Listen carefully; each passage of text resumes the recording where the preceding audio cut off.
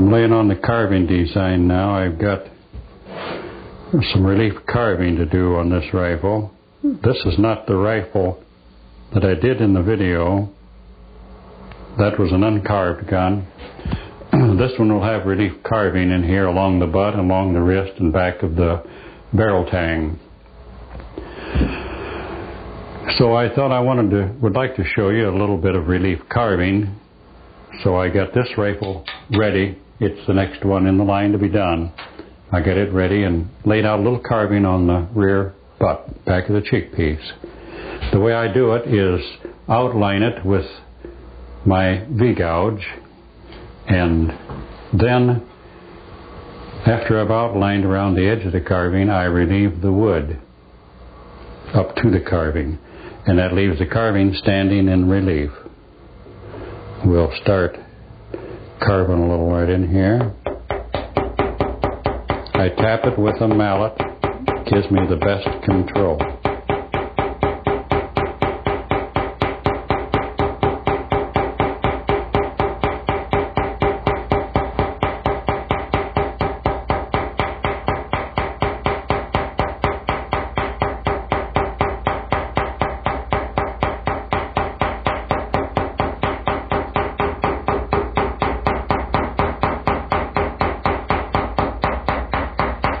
This particular gun and a lot of the J.P. Beck rifles ties the carving in, comes right up the cheek piece.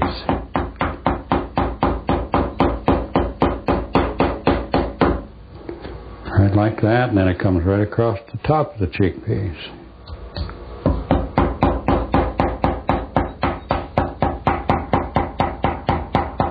And it goes from here up to the wrist and ties in the carving along the wrist of the gun.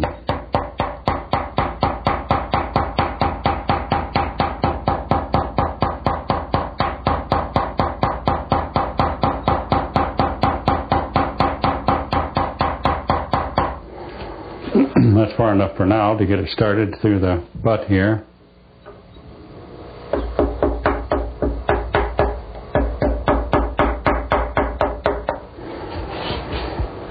There, I don't know if that shows up very well with the camera, but that's an incised cut right through here.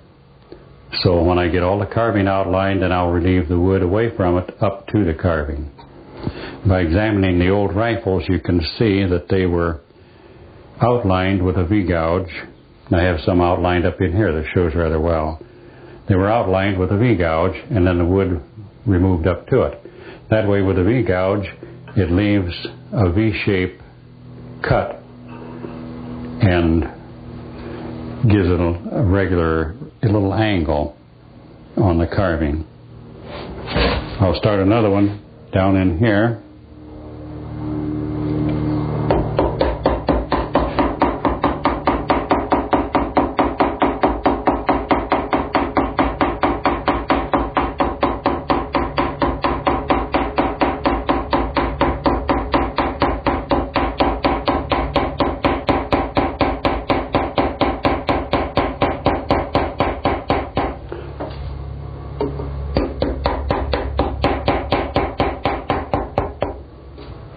That ties in with the one over here.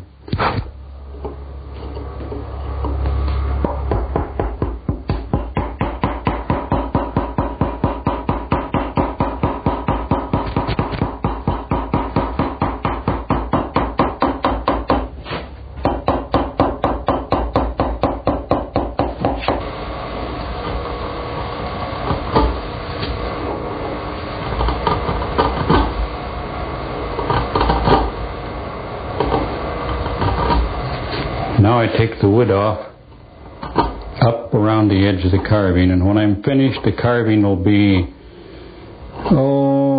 like the original Beck's, about possibly a 32nd of an inch raised up above the wood. It's high relief compared to a lot of the Kentucky rifles.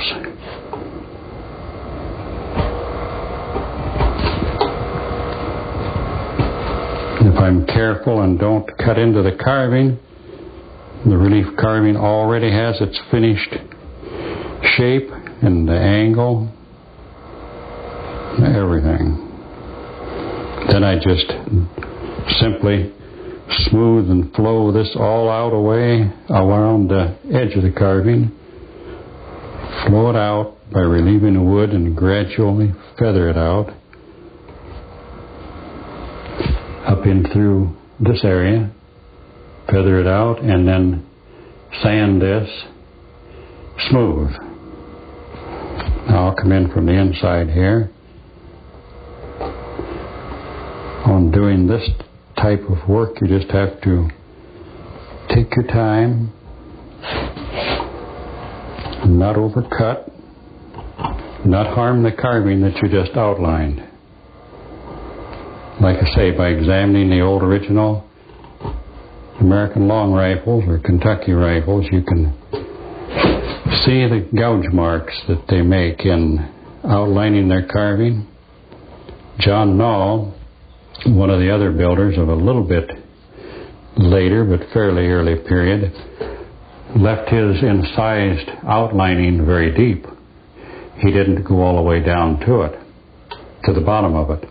Most of them relieved the wood right to the very base of it, so it looks like it just grew right out of the wood. John Nall always left the incised marking all the way around his relief carving, and that's beautiful also. Different makers had different ideas in doing it. The different schools of gunsmithing in Pennsylvania and Virginia, Maryland, and over into Ohio in a later period, the different schools in gunsmithing did a little different ways of building their guns. Their overall shape of the gun varied, but their hardware, the lock bolt plates and trigger guards and butt plates varied a little more, but their carving varied even more yet. Their carving and engraving and the beautiful engraving and carving was very outstanding on some and just rather nice on others. J.P. Beck and Nicholas Beyer and Peter Barry were known by the collectors today, known to be some of the very best wood carvers.